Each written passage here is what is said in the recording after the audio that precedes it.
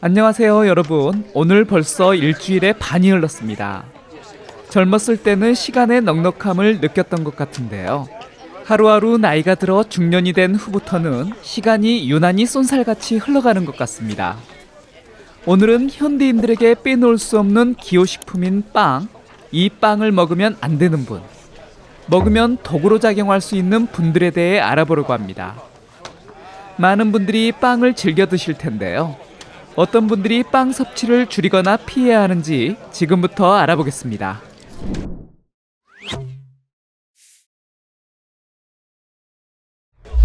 현대인들에게 빵은 정말 빼놓을 수 없을 정도로 우리 생활에 자리 잡고 있는데요.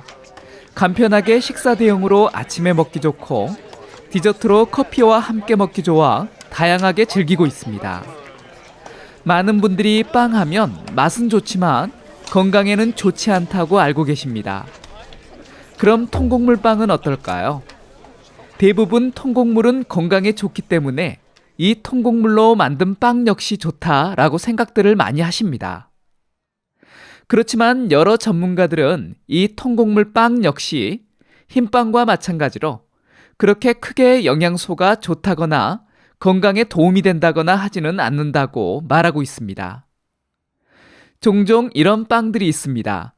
비타민과 미네랄, 철분, 섬유질, 칼슘 등이 첨가된 빵들인데요. 그러면서 건강에 더 좋다고 광고를 하기도 합니다. 정말 건강에 좋을까요? 답은 아니다입니다. 연구에 따르면 대부분의 영양소 첨가 빵들은 제조 과정에서 고도로 가공되기 때문에 모든 영양소가 제거된 뒤 빵에 다시 영양소를 첨가해 만든다고 밝히고 있습니다. 이러한 첨가 영양소는 우리 몸에 잘 흡수도 안 될 뿐더러 몸에서 제대로 활용할 수 없다고 합니다. 빵이 건강에 나쁘기 때문에 절대 먹지 말라는 것은 아닙니다.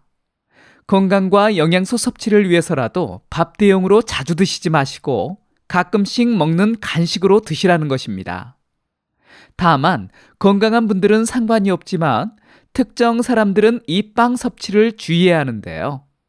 그 첫 번째는 당뇨병이 있는 분들입니다. 빵은 초가공식품이기 때문에 당뇨병 환자의 혈당을 급격하게 올리는 것으로 알려져 있습니다. 그래서 당뇨병 환자는 빵을 절대 먹으면 안 된다고 말을 하기도 하지요. 당뇨병이 있는 분들의 경우 흰빵은 안 되고 통곡물 빵은 된다라는 말을 혹시 들어보셨나요? 이런 말로 인해 통곡물 빵을 즐겨 드시는 분도 가끔 계십니다. 하지만 당뇨병 환자는 통곡물 빵도 극도로 조심해야 하는데요.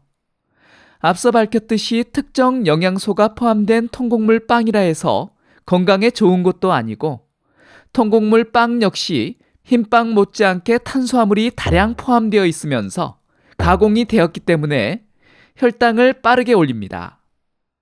통곡물 빵은 흰빵보다 조금, 아주 조금 좋은 것이지 당뇨병 환자에게는 통곡물 빵이나 흰빵이나 모두 극도로 조심해야 하는 식품이라는 것입니다. 빵 섭취를 조심해야 하는 경우 두 번째는 과체중이거나 살이 잘 찌는 분입니다. 현재 과체중이거나 몸무게가 증가하고 있다면 빵 섭취를 줄이거나 피하는 것이 좋습니다. 특히 흰빵의 경우는 더욱 섭취를 조심해야 하는데요. BMC 공중보건에서 발표한 연구에 따르면 하루에 흰빵 2개 이상을 먹을 경우 과체중과 비만으로 이어져 여러 성인병의 위험을 증가시킨다고 밝히고 있습니다. 그리고 흰빵과 디저트빵과 같이 혈당지수 GI가 높은 음식은 인슐린 증가로 이어져 체중 증가의 원인이 될 수 있습니다. 세 번째는 혈압이 높은 분들은 빵 섭취를 중단하는 것이 좋습니다. 오랫동안 고혈압으로 고생하고 있거나 최근에 고혈압이 발생했다면 빵 섭취를 하지 않는 것이 좋은데요. 한 연구팀에 의하면 일주일에 한 번 이상 빵을 섭취하는 것이 혈압 상승과 관련이 있다고 보고하고 있습니다. 이 빵에는 설탕도 많이 들어있지만 소금도 아주 많이 들어있어서 저염식을 해야 하는 고혈압 환자들은 피하는 것이 좋습니다. 그 외에도 소금 섭취를 제한해야 하는 심장질환 환자나 신장질환 환자 역시 섭취를 피하는 것이 좋습니다. 네 번째는 위경련이나 설사와 같은 소화기 장애가 있는 분들은 안 먹는 것이 좋습니다. 빵을 먹고 나서 심한 팽만감이나 복통, 설사, 변비 등 소화기 문제가 발생한다면 빵 섭취를 주의하는 것이 좋은데요. 빵을 만들 때 사용하는 밀과 호밀에는 불용성 단백질인 글루텐이 포함되어 있어서 소화기 문제가 발생할 수 있기 때문입니다. 대부분의 사람들은 이 글루텐을 견딜 수 있지만 일부 민감한 사람들은 여러 소화기 장애, 피로감, 우울증 등 다양한 부작용이 나타납니다. 그렇기 때문에 곡물에서 발견되는 글루텐 단백질 섭취로 인한 자가면역 질환인 체강질병, 과민성 대장증후군, 밀 알레르기, 글루텐에 민감한 분들은 빵 섭취를 피하는 것이 좋습니다. 다섯 번째는 피부를 관리하는 분들, 피부에 트러블이 잘 생기는 분들은 빵 섭취가 좋지 않습니다. 혹시 빵을 먹기만 하면 피부에 뾰루지나 염증이 생기지는 않나요? 그렇다면 이 빵 섭취 때문일 수 있는데요. 국립당뇨병 및 소화기 연구소에서는 체강질병이 있는 사람은 빵에 들어있는 글루텐으로 인해서 엉덩이, 팔꿈치, 무릎 등의 여러 개의 작은 포진이 발생할 수 있다고 밝히고 있습니다. 환자의 약 80%가 자신이 체강질병인지 모른다는 설문조사가 있는 만큼 이러한 증상이 있다면 의심해 볼 필요가 있습니다. 그리고 피부과 협회에서는 빵 섭취가 혈당을 높여 더 많은 피지를 생성해 여드름과 같은 피부 트러블을 발생시킨다고 밝히고 있습니다. 오늘 알아본 빵처럼 여러 가공식품들이 우리 생활 속 깊이 자리 잡고 있습니다. 편리하고 간편하기는 하지만 장기적인 관점에서는 건강에 절대 좋지 못합니다. 건강을 위해서 가급적 식단에서 가공식품을 제외시키려고 노력하는 것이 좋습니다.